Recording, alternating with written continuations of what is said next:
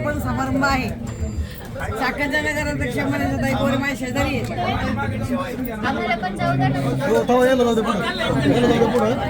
आणि खूप सुंदर असा कार्यक्रम झाला।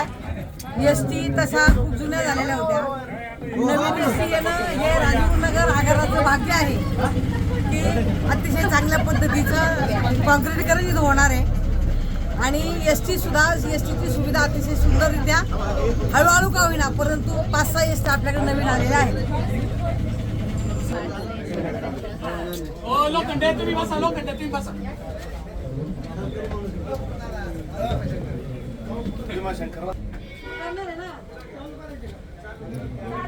आज आपल्या राजगुरुनगर बस आगारामध्ये गेल्या अनेक वर्षापासून बस स्थानकाची दुरावस्था झाली होती। पूर्वी स्वर्गीय माजी आमदार सुरेश गोरे यांच्या कालावधीमध्ये 70-80 लाख रुपये खर्च करून या ठिकाणी सुशोभीकरण करण्यात आलं होतं। कालांतरानं तत्कालीन खासदार शिवाजीदादा पटेल यांच्या वेळेस स्मारकाचं काम झालं आणि या परिसरामध्ये मोठ्या प्रमाणामध्ये खड्डे पडायचे।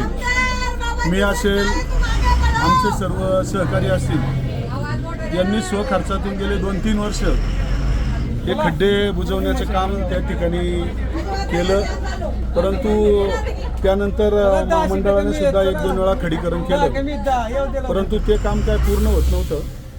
त्यामुळं मोठ्या प्रमाणामध्ये इथं कॉन्क्रीटीकरणाला निधी मिळावा म्हणून आपले मंत्री महोदय, परिवहन मंत्री महोदय प्रताप सरनाईक साहेब यांच्याकडे विनंती केली। आपल्या विभागातीलच OSD कोराडे साहेब असतील, इतर सर्व मंडळींनी मदत केली।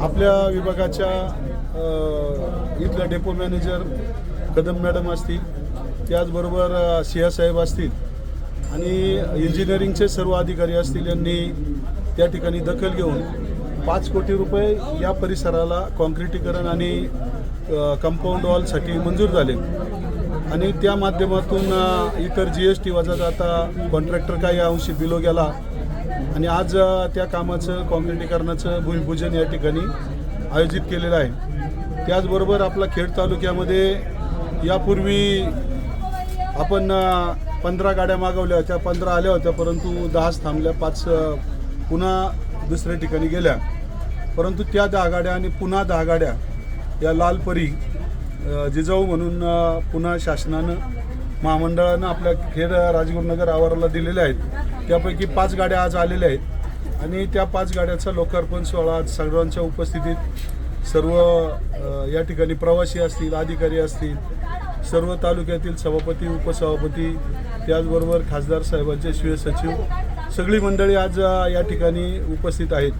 त्यामुळं या 5ही गाड्या कॉलेजचे विद्यार्थी ज्या रूटवर जास्त आहेत त्या प्रत्येक रूटवर, मग वाडा रूट असेल, कडूस रूट असेल, नंतर तिकडं पाईट रूट असेल, वांद्रा रूट असेल, इकडं पाबर रूट असेल, या रोडवर या 5ही गाड्या सोडण्याचा निर्णय झालेला आहे आणि त्यामुळं कॉलेजच्या विद्यार्थिनींसाठी एक अधिकची सोय म्हणून या ठिकाणी या गाड्यांचा उपयोग होईल।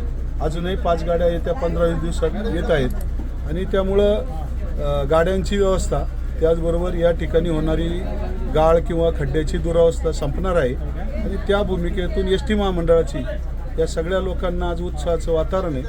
त्या भूमिकेतून आपलं जे ST महामंडळाचं आपलं ST राजगुरुनगर बस आगार आहे याचं सुद्धा भविष्यात एक असं डेव्हलपमेंट होऊन आपल्या बारामतीच्या धर्तीवर या ठिकाणी बसस्थानक व्हावं अशी अपेक्षा आमची आहे। नक्कीच परिवहन मंत्री असतील आणि शासन असेल याची दखल घेऊन लवकरात लवकर राजगुरुनगर आगार आपल्याला वेगळ्या प्रकारे चांगल्या पद्धतीने दिसेल।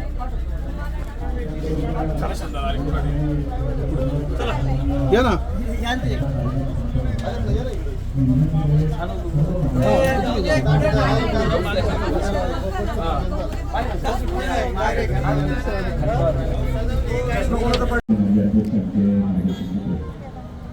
सन्मानित भाऊ पाचारणी यांच्या ठिकाणी मी त्यांचं हृदयपूर्वक स्वागत करतो। भैयासाहेब पुढे आहे, त्याबरोबर मंत्री आहे, आदरणीय नारायणजी शिंदे आहेत, बरेचसे पत्रकार बांधव या ठिकाणी उपस्थित आहेत, त्यांचं हृदयपूर्वक स्वागत।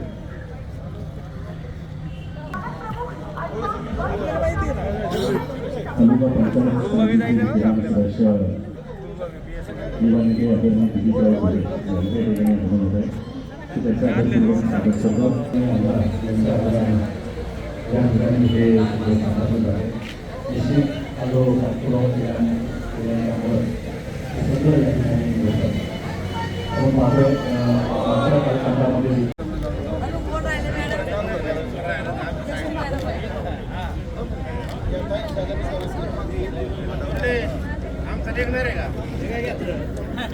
हटके यायचं हटके हां पटे जाऊ असं